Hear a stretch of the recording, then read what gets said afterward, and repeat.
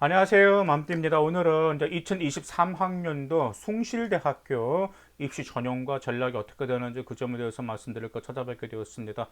자, 먼저 이 점 말씀드리고 싶습니다. 저희가 에듀맘띵 어플을 출시를 했습니다. 계속해서 어떤 자료라든지 그 다음에 어떤 뭐 상기배와 관련된 것을 계속해서 업로드 하기 때문에 그 다운을 받으셔가지고 여러분들 상기부라든지 보고서에 도움되는 그것을 좀 도움이 많이 되시기를 바라겠습니다. 먼저 2023학년도 숭실대학교 같은 경우는 일단 입시 전형이 좀 주요 변경이 아직 큰 건 없는데요. 일단은 대표적으로 보게 되면 학생 우수자전 지균이 일단 좀 감소를 했습니다. 지금 2022학년도는 474명을 선발했는데 23학년은 447명 선발하고 있고요. 그 다음에 숭실대학교의 학생부 종합하면 SSU 미래인재 전형이잖아요. 628명을 2022학년도에 모집했지만 2023학년도는 618명 모집해서 다소 하락하게 되었습니다. 그래서 지금 수시 모집은 57.4%를 모집하고 있고요. 정시는 42.6%입니다. 뭐 아시다시피 지금 2023학년도부터 정시가 많이 늘어나고 있다는 점 아마 아실 겁니다. 자, 그 다음에 약간 좀 선발 방법도 변경이 있습니다. 일단 SSU 미래인재와 고른교의 전형 똑같습니다. 2022학년도 1단계에서 서류 100%를 3배에서 선발하고 그 다음 2단계에서 성적 70, 면접 30%로 선발하고 있습니다. 자, 근데 특성하고 제주자는 서류 100%로 2023학년으로 바뀌었고요.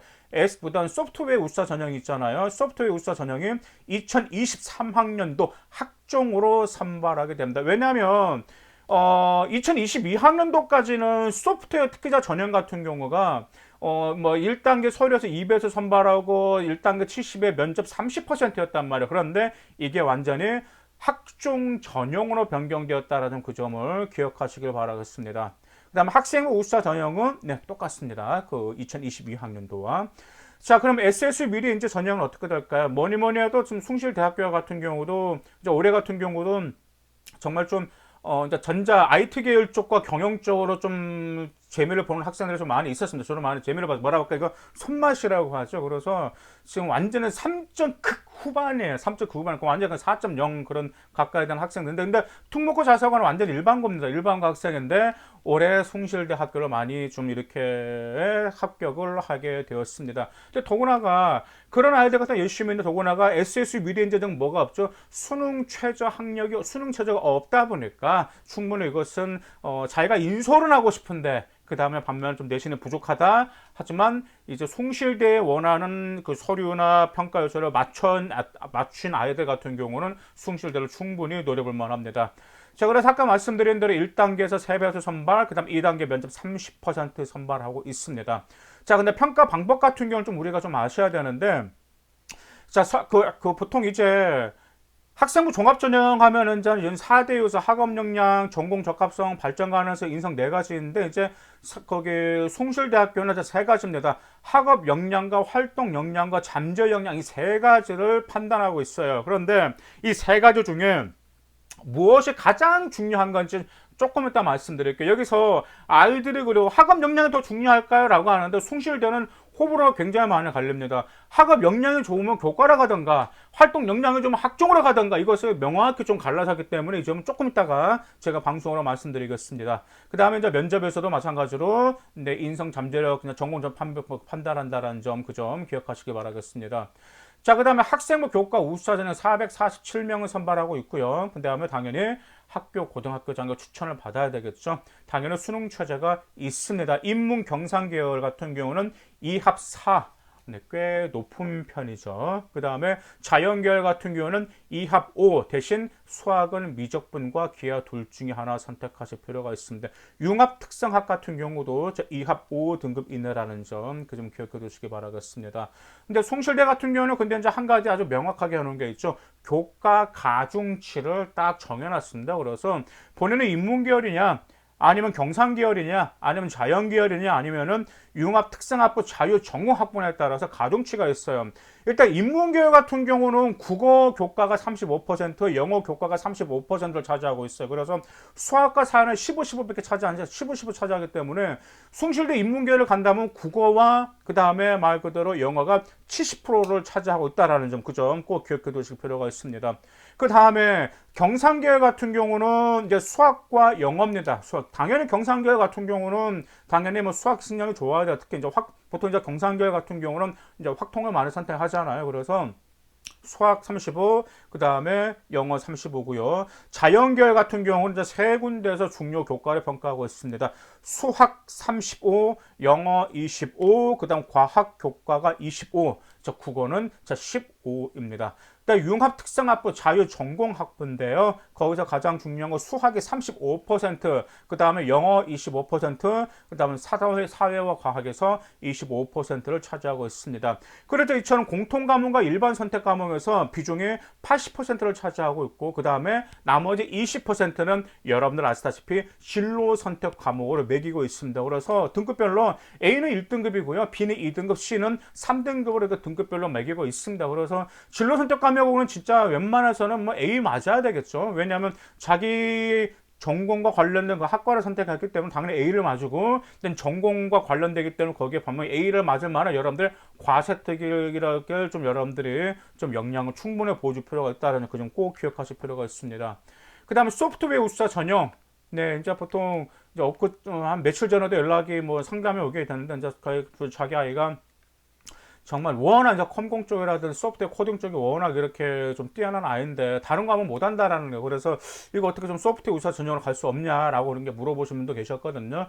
일단 소프트웨어 우수자 전형은 수능 체제가 없습니다. 똑같이 아까 말씀드렸었죠. 학종으로 전형되었고 평가 방법도 학업 역량, 활동 역량, 잠재 역량인데 소프트웨어 같은 경우는 특히 활동 역량에서 매우 두드러질 필요가 있음을 명심하실 필요가 있습니다. 자, 그러면 숭실대 학교 하이라이트는 SSU 미래인재 전형상, 미래인재 전형 인재상은 무엇일까요? 그 인재상은 무슨 인재상이냐면요, 지원한 모집단이 전공의 관심과 열정에 뚜렷한 자기주도, 창의, 성실형 인재를 선호하고 있습니다. 잘 보시면 뭐라고요?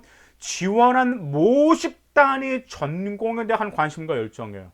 그건 이제 뭘 보여줘야 돼? 자기주도, 창의, 성실, 이 세 가지가 들어야 돼요. 근데 여기 보시다 보니까 자기주도와 창의와 성실력, 이것을 어디서 보여줘야 된다? 네, 맞습니다. 자기 전공과 관련된 활동이란 말이야. 이게 바로 학종입니다. 그래서 아까 서류평가 나왔죠. 서류평가에서 아까 학업 역량, 잠재 역량, 활동 역량이 있는데 점수를 매기면 어떻게 되냐면요, 활동 역량이 38점이고요 잠재 역량 18점, 그 다음에 학업 역량은 14점에 불과합니다. 그래서 활동 역량은 매우 중요하다는 점이에요.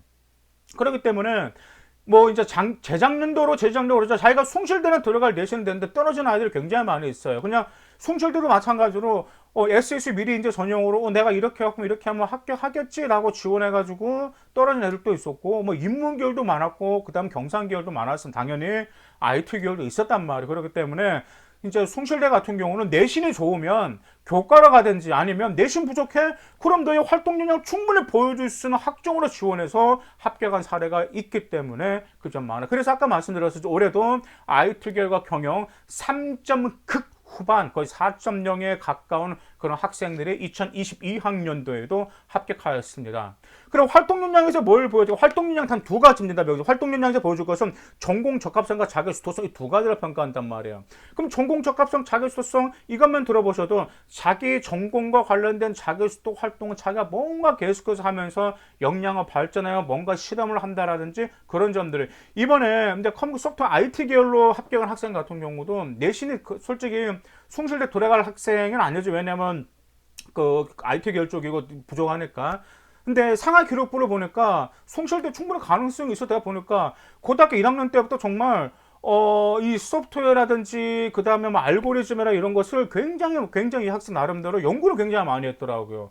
그래서 진짜 여기에 관해서 그 뭐 코딩 뭐 if 그런 거 형 있잖아요. 그런 점에 있어서도 아이가 쭉쭉쭉 하면서 알고리즘 만들고 정말 충실했어요. 그래서 야, 너 숭실대 1차 합격 가능성이 있다라고 했더니 1차 합격을 했어요. 그래서 이제 면접이 다가오는 게 면접 준비하면서도 일단 이거 나온다 씹어주고. 왜냐면 그 숭실대 같은 경우는 그 안 봐도 비디오 그 숭실 다른 대학교도 마찬가지 면접에서는 이제 물어보는 게 이제 거의 비슷비슷한데 숭실대는 워낙 특화되어 있어. 왜냐하면 전공을 많이 물어보기 때문에 이거 나왔는데 그거 그대로 나와가지고 이제 딱 했는데 예비 1번을 받았더라고 학생이에요. 그래서 선생님 예비 1번 받아서 최종적으로 합격을 하였습니다. 그렇기 때문에 숭실대를 지금 목표로 한 학생 같은 경우는 명심하세요. 전공 관련 과세특 및 비교과를 중심으로 자기 수도성 활동 경험과 노력을 평가해서 본인의 진로와 관련 활동을 굉장히 좀 심화시켜줘야 돼. 이해가시죠? 그래서 전공과 관련된 과세특과 전공과 관련된 비교과를 심화시켜서 그게 심화라는 건 자기가 노력하고 뭔가 하려는 그 활동들을 있죠. 그래서 특히 사회에 어떤 가치까지 줄 것인지 그 점까지도 어필하면 숭실대 매력적인 인재상에 부합됩니다.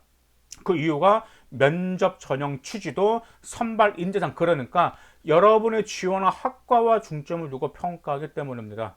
자, 그러면 18점은 잠재 역량이잖아요. 자, 그 점은 무엇을 평가? 잠재 역량 같은 연계성이에요. 학업 역량과 그러니까 내신과 활동, 내신과 비교과 있죠. 내신과 비교과 활동 두 개 연계해서 인성과 발전 가능성을 평가합니다. 그렇기 때문에 제가 항상 말씀드렸었죠. 모든 대학교도 마찬가지입니다. 내신은 좋은데 비교과가 안 좋은데 안 되겠죠. 근데 내신은 나중에 비교과면 엄청나게 좋다 안 좋죠. 왜냐하면 내신과 비교과는 연계 항상 비례돼야 된다는 그 점 항상 말씀드렸죠. 그래서 여러분들 생활기록부를 분석하면 내신은 좋은데 과세특이 완전히 뭐 8등급 그런 과세토로 나눠 수있이 있고 내신은 8등급인데 과세특이 막 2등급 그런 과세특이 나온 경우가 있어요. 이것은 앞뒤가 서로 맞지 않기 때문에 여러분의 성장한 만큼 여러분의 과세특에서 꼭 발전 가능성을 보여주고 그렇다고 내신이 부족하다고 비교과를 그만큼만 보여줘야 그건 아닙니다. 충분히 말씀드렸죠. 그것은 커버를 할 수 있을 만큼 비교과 활동을 보여줄 수가 있는데 근다고 해서 내신이 너무 낮으면 안 되겠죠. 인간적으로 자기가 내신은 8등급이에요. 내신은 6등급, 5등급인데